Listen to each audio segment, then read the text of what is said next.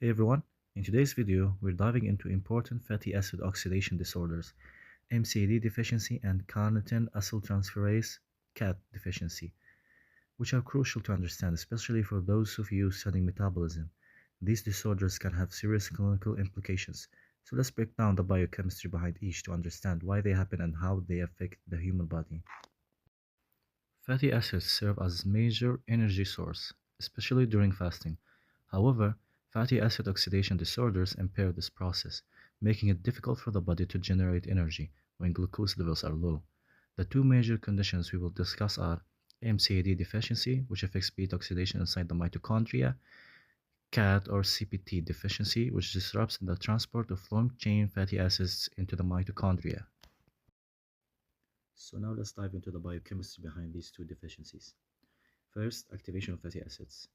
Activation of fatty acids occurs in the cytosol by an enzyme called fatty acyl-CoA synthetase, which converts fatty acids into fatty acyl-CoA using ATPs. Second, transport into the mitochondria. Fatty acyl-CoA cannot cross the mitochondrial inner membrane, so is converted into fatty acyl-carnitine by an enzyme called carnitine acyltransferase 1. And we said 1 because there is a second one we will talk about later. Fatty acyl-carnitine is transported across the inner membrane via the carnitine transporter. Inside the mitochondrial matrix, carnitine acyltransferase 2 converts fatty acyl-carnitine back into fatty acyl-CoA. Now we have beta oxidation of fatty acids. Fatty acyl-CoA undergoes multiple cycles of oxidation producing FADH2, NADH, and acetyl-CoA, which is 2-carbon molecule. These products enter electron transport chain to generate ATPs. Acetyl-CoA can also be used for ketone body synthesis in the liver during fasting. And I have to mention something here. We get 5 ATPs in every cycle when we convert fatty acyl-CoA to acetyl-CoA.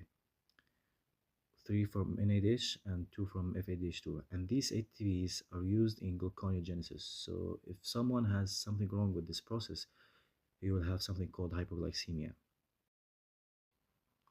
MCAD deficiency or medium chain acyl-CoA dehydrogenase deficiency is caused by mutations in the ACADM gene and follows an autosomal recessive inheritance pattern. This results in the inability to break down medium chain fatty acids, leading to hypoketotic hypoglycemia, low blood sugar without ketones, energy deficiency and ATP depletion, accumulation of C8 to C10 acylcarnitines. Clinically, MCAD deficiency presents as lethargy, vomiting, seizures, hepatomegaly due to fat accumulation, risk of sudden infant death syndrome. These symptoms often appear during fasting, illness, or metabolic stress. Early detection is crucial. Diagnosis is done through newborn screening, which detects elevated C8 to C10 acylcarnitines, plasma acylcarnitine profiling, and genetic testing. Management includes avoiding fasting by ensuring frequent meals, administering IV glucose during crisis, avoiding medium-chain triglycerides, which can worsen symptoms. Now let's talk about CAT or CPT deficiency, caused by mutations in CPT1, CPT2, or CACT genes. Unlike MCAD deficiency, which affects beta oxidation, CAT deficiencies impair fatty acid transport into mitochondria, leading to energy depletion in muscles and liver, muscle damage due to resilience on glycogen instead of fats.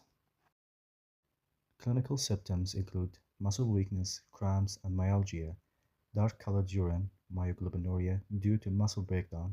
Severe cases may lead to rhabdomyolysis and acute kidney injuries. Diagnosis involves muscle biopsy showing lipid accumulations, carnitine profile abnormalities, genetic testing to confirm mutations in CPT1, CPT2, or CACT genes. Management focuses on avoiding prolonged fasting and intense exercise, maintaining a high carbohydrate and low fat diet, IV glucose and hydration during metabolic crisis. Imagine a 6-year-old child who was completely healthy until one day. After a period of fasting, things took a sudden turn. The parents of the child noticed that he was becoming extremely lethargic, struggling to stay awake. Suddenly, seizures began. When they rushed to the ER, doctors immediately checked glucose levels. It was dangerously low, but surprisingly, no ketones were found in the blood. This is unusual because when glucose levels drop, the body should normally produce ketones as an alternative fuel. This key finding, hypoketotic hypoglycemia, raised suspicion of fatty acid oxidation disorder. To confirm, the medical team ran an acyl-carnitine profile, which revealed elevated C8 to C10 acylcarnitines, a hallmark of MCAD deficiency. Genetic testing later confirmed the diagnosis. The child was treated with IV glucose, and within hours, the seizures stopped and the child became alert again. This case highlights the importance of preventing fasting in children with MCAD deficiency. From now on, the parents were advised to ensure frequent meals, especially before sleep, use glucose supplements when needed, seek immediate medical care if the child cannot eat for an extended period. Now let's take the case of a young athlete. One day after an intense training session, he suddenly felt extreme muscle pain, cramps, and weakness. As he tried to walk, his muscles felt stiff and unresponsive. Later that day, he noticed his urine had turned dark brown, a classic sign of myoglobinuria. Doctors immediately suspected rhabdomyolysis, a condition where muscle breakdown releases myoglobin into the bloodstream, potentially damaging kidneys.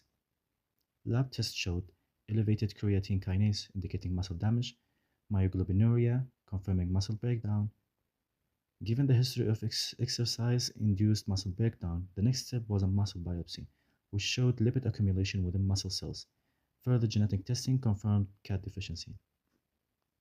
To prevent future episodes, the athlete was advised to avoid prolonged or intense exercise, follow a high carbohydrate, low fat diet to ensure an alternative energy source, stay well hydrated to prevent kidney damage during metabolic stress.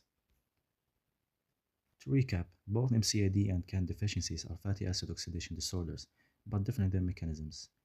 MCAD deficiency disrupts beta oxidation, leading to hypoketotic hypoglycemia. CAT deficiency prevents fatty acid transport, primarily affecting muscles. Early diagnosis and proper management can prevent life-threatening metabolic crisis. If this video intrigued you, don't forget to like, subscribe, and join me next time as we uncover more mysteries of medicine. See you next time.